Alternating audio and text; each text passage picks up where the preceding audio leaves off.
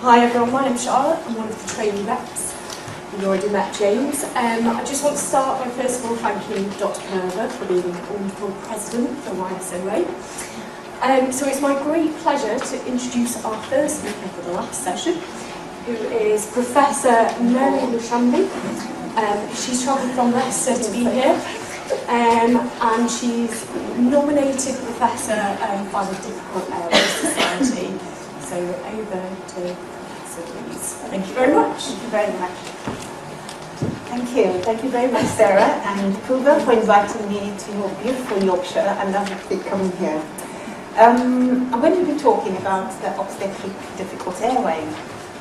Now, when we were writing the guidelines, we did a consultation and got a lot of feedback. And one of the feedbacks we got was from an anonymous person who said, why do we need separate obstetric guidelines? Obstetric patients are not any different to another patient, to the non-pregnant patient, except they get preeclampsia. That was their soul.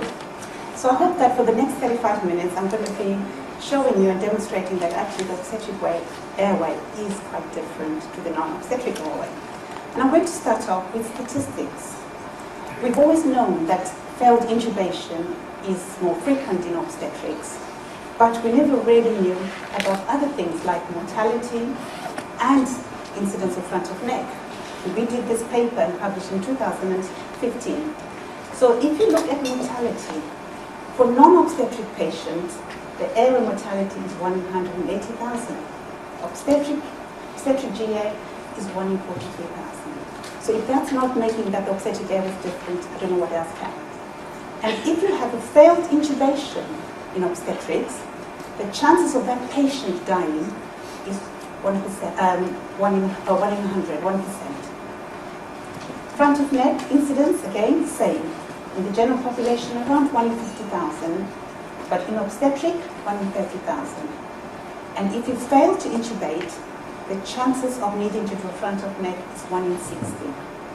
So that's quite frightening, isn't it? So the obstetric patient is really very different. And we can now say, quite openly, we can defend that.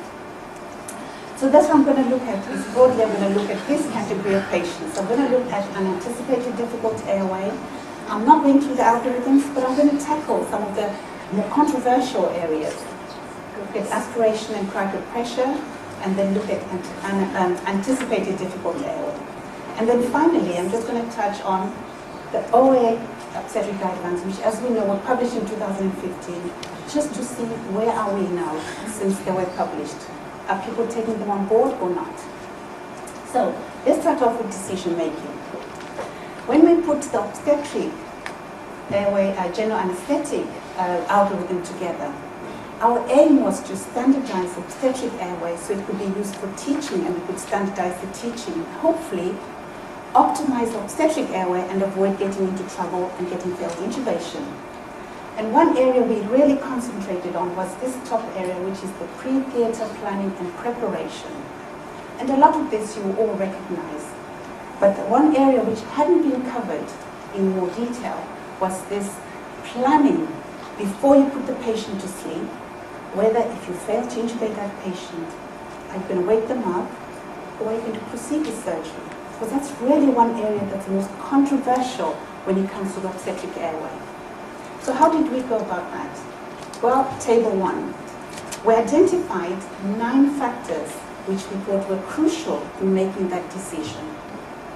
And the reason you can use this before you put the patient to sleep is that the first 7 are already there before you put that patient to sleep.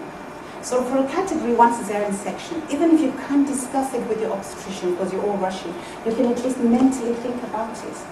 But in a category 4 general anesthetic, you have time to think about it, and we should be discussing it at your team briefing.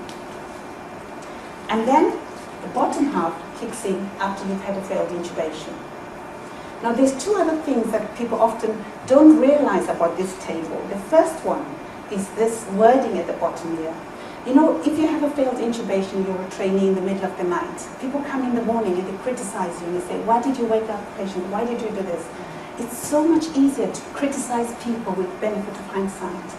That we wanted to emphasize that we didn't want this table to be used against people And therefore, I will put my foot down to get this in, which says the final decision will depend on the anaesthetist's clinical judgment at the time.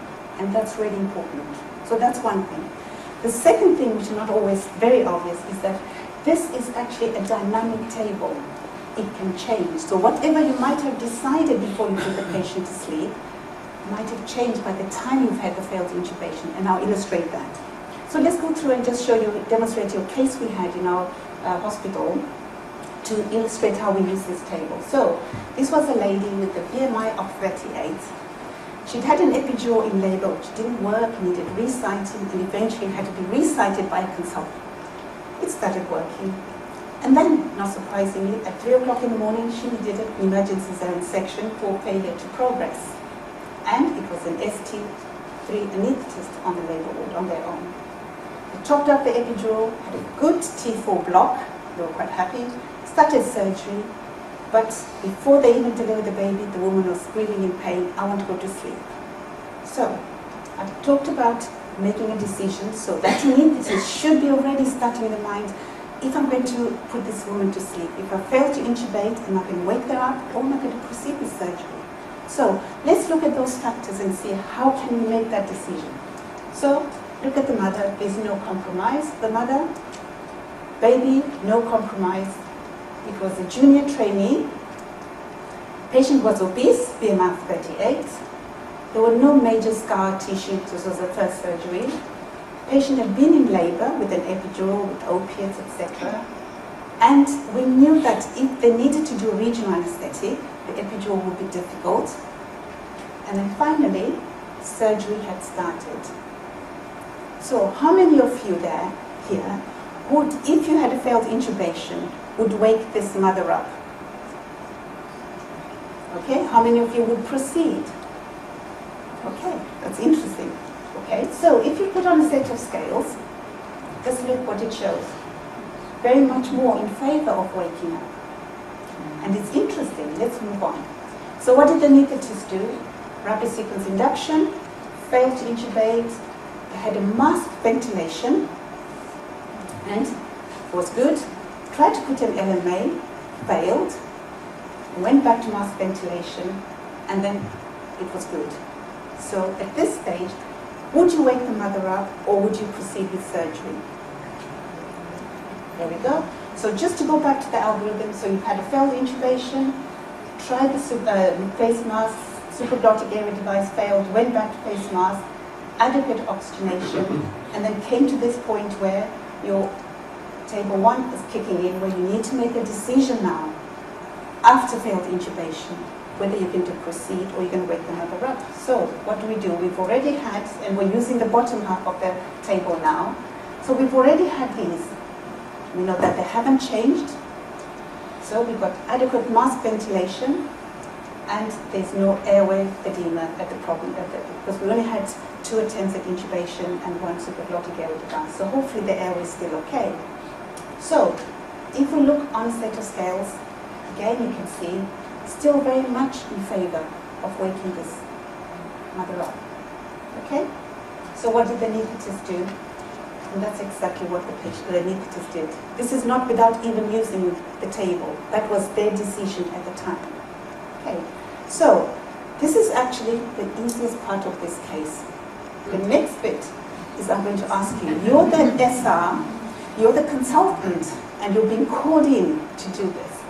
What are you going to do? I'm going to leave you with all your private thoughts and you can decide. You have lots of time to think about it. So what did the poor SR who was called to this case do? Well, to give you a bit of background, she was my previous airway fellow, so she was quite experienced in airway. So she arrived and the first thing she said was, is the baby okay? And the baby was fine. Okay? So she said, I can cope with this airway, it looks all right.